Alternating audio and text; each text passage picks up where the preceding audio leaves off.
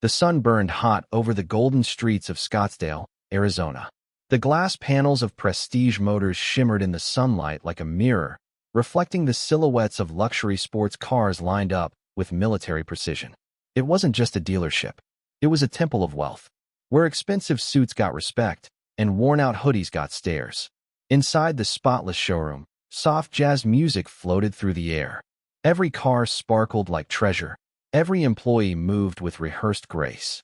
Laughter echoed near the reception desk, polite but pointed, the kind of laughter that only happens when the right kind of people are around.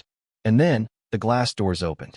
Daryl stepped inside, hands in the pocket of his plain gray hoodie. His jeans were slightly faded, sneakers a little worn out. No Rolex on his wrist, no expensive sunglasses hanging from his collar. Just a quiet man walking into a place where people were trained to judge at first glance. The laughter near the counter slowly died out. Heads turned. Eyes narrowed. Judgments were made in silence. He doesn't belong here.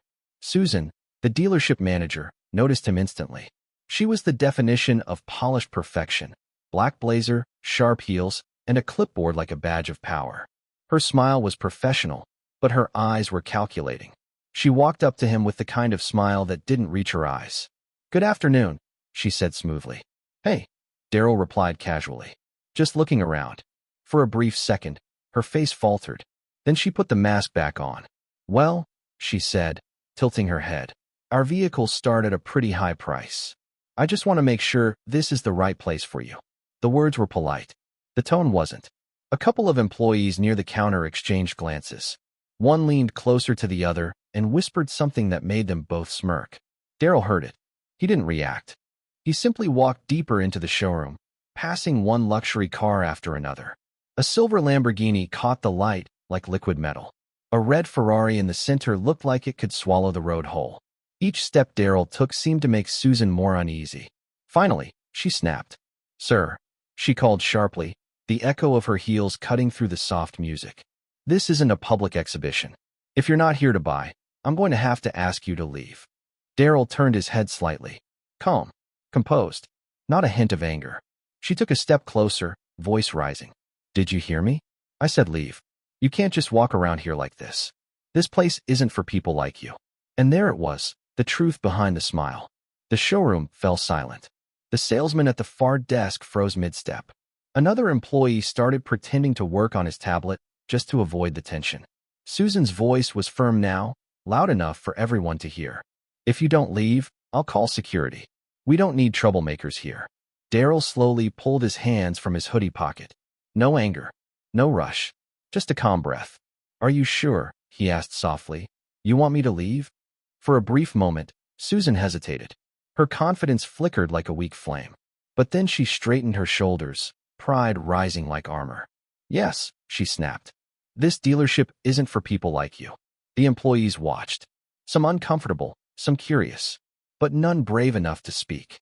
Daryl's calm smile grew just a little. He took a step forward, not aggressive, just steady. His voice stayed soft, but it filled the room like a quiet storm. "You know," he said, glancing around the spotless showroom.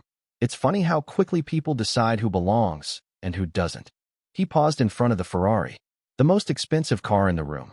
The one Susan had proudly shown rich clients many times before that he turned back to her. "I guess I should probably tell you something." Susan's eyes narrowed. "What?" she asked, her voice suddenly less confident than before. Daryl exhaled slowly, the corners of his mouth lifting in a calm, controlled smile.